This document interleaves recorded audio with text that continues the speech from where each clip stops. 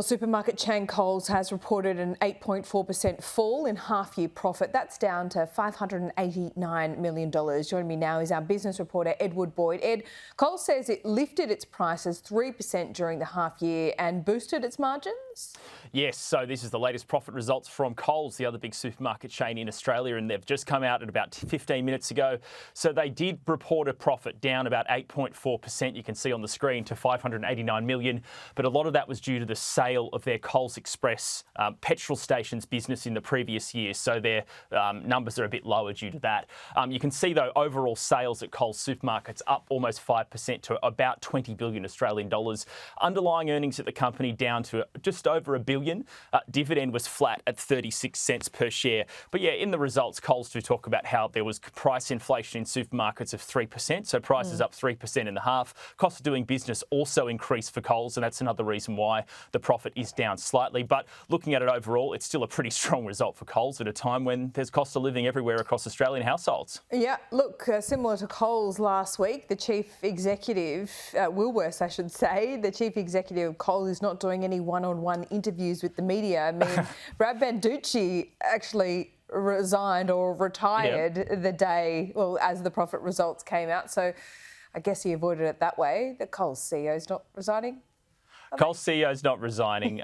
So she was actually in the same program as Brad Banducci, that Four Corners program, and her interview didn't go very well either, but it was completely overshadowed by the head of Woolworths basically walking out of that interview, then coming back in to finish that interview off.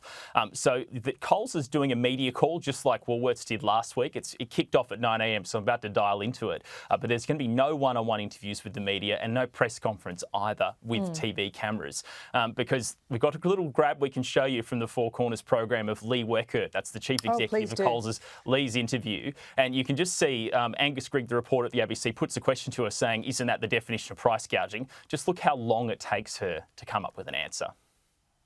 We have a team of people whose job it is to look to validate cost price increases, and we take that job very seriously.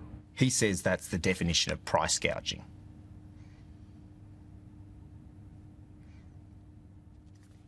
Is that the case? We don't engage in practices like that. So you're saying absolutely that this is not a practice that you engage in to use a price increase to increase your margin or your bottom line in another way? I would need to see the specifics of any particular scenario to judge whether it's reasonable or not. So that was a very long, awkward silence there in response to a question on price gouging.